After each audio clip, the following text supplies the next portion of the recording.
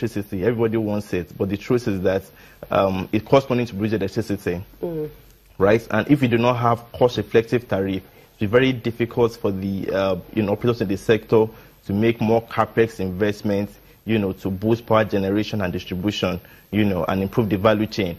So I think there needs to be a sort of review of the MITO 2.0 tariff because the tariff structure that we have at the moment, precludes macroeconomic stability.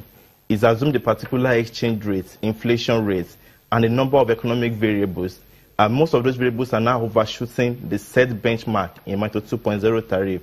So I think right now, once we have a new NERC chairman, the agenda will be quite straightforward for there to be a formal transmission to them, right? Practical transmission to them, not paper transmission. And there needs to be a review of the tariff structure as well to encourage GENCOs to make more investments, to ensure that DISCOs have enough funding, to service the value chain.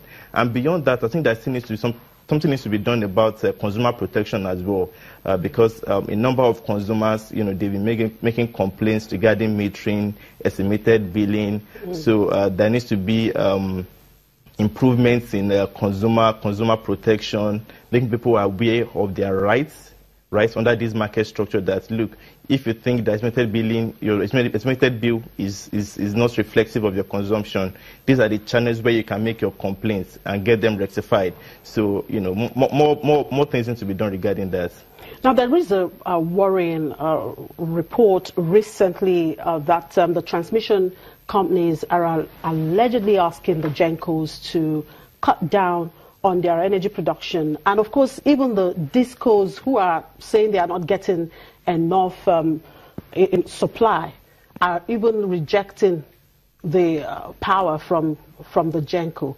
So what does that tell of the regulation there? Well, that's quite surprising because if you look at the past 1 year, we've not really had optimum generation due to the gas shortages we are seeing in Niger Delta. So it's sort of very strange for me, to realize that even at the low level of generation, DISCOs are still rejecting load. But now, in fact, the report says that the TCN's explanation is that high system frequency necessitating corrective measures, coupled with a refusal of DISCOs to take more load, compelled it to direct GENCOs to reduce generation. I will see this as a problem emanating from two sectors of the value chain, both from the TCN and from the DISCOs. Many people have alluded to the fact that the TCN is still a major drawback to the progress of the sector, and there needs to be much more investment in that value chain to ensure that they have the right capacity, enough willing capacity to transmit what is being generated. At the moment, I think last month or 2 months back, when we had our power sector agenda, we had the chairman of TCN in Lagos come to give a lecture, and he did tell us then that the capacity of the sector, the willing capacity of TCN, has improved from 4,500 megawatts to 6,500 megawatts a day. But a lot still needs to be done because generation capacity in Nigeria is above 10,000 megawatts. And the second sector of the value chain that's probably responsible for this is on the DISCO's hand. Before the BPE assets were sold to the distribution companies, they had the performance contract that was signed between NERC and these DISCOs that you are mandated to reduce the aggregate technical, commercial, and collection losses at your different DISCOs by a particular percentage.